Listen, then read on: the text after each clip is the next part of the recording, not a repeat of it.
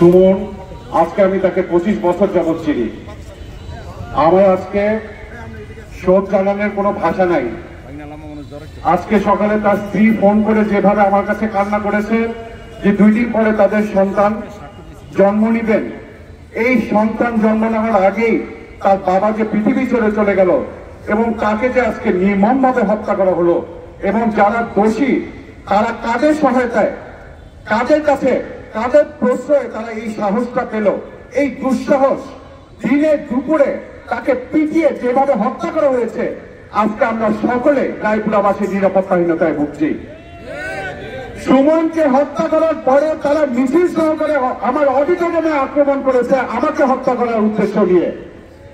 আজকে আমি প্রধানমন্ত্রীর কাছে বিচার চাই, ওনার হস্তক্ষেপ ছাড়া এই বিচার আর কারো পক্ষে করা সম্ভব না। যেই ক্ষমতাশীলরা আজকে এই রুবেল এদের পিছনে আছে, এই পিছনের শক্তিকে যারা আইনের ঊর্ধ্বে আছে তাদের একমাত্র আইনের আওতায় আমাদের প্রধানমন্ত্রী আনতে পারবেন। এই প্রধানমন্ত্রী ছাড়া এই বিচার সম্ভব নয়। আজকে রাজু সাহেবের সন্তান হিসাবে আজকে আমি দীর্ঘ 10 বছর যাবৎ আপনাদের সাথে রাজনীতি করছি। আজকে একটা পরিবারের কাছে, একটা সন্ত্রাসী পরিবারের কাছে পুরা রায়পুরা জিম্মি হয়ে আছে। সকল রকমের অপকর্ম, সকল রকমের অপরাধ দিনে দুপুরে আপনাদের 24 ঘন্টা তাদের চোখের সামনে করছে। আমাদেরকে হুমকি ধামকি দিচ্ছে, আমাদের চেয়ারম্যানদেরকে হুমকি ধামকি দিচ্ছে, আমার বাবাকে নিয়ে নোংরা ভাষায় কথা বলছে, কটু মন্তব্য করছে। আজকে সুমনের ব্যাপারে কি বলবো, এখানে সুমনের বাবা হাজি নাসির চাচা এখানে বসে আছে। একজন বাবা মৃত্যুর আগে তার সন্তানের লাশ বহন করা একটা বাবার পক্ষে যে কতটুকু কষ্টকর, এটা ভাষায় প্রকাশ করা আমাদের পক্ষে সম্ভব না।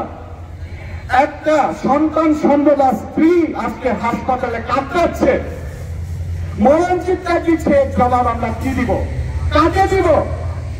তার মা আজকে সুমনের মা, আমরা কাকে দিব এই জবাব? সুমনের মতন একটা উচ্চ শিক্ষিত ছেলে বারবার সে বলেছে, ভাইয়া আমাকে ফোন করে বলেছে রাত্রে 2টার সময় 3 দিন আগে, যে ভাইয়া তাদের শেষ পরিকল্পনা হচ্ছে আমার উপরে হামলা করা, আপনি বলেন আমি কি করব?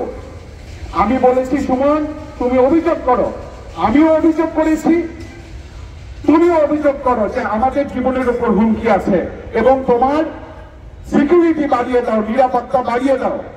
আর কিছু করার নাই, আইনের আশ্রয় ছাড়া আমাদের আর কিছুই করার নাই।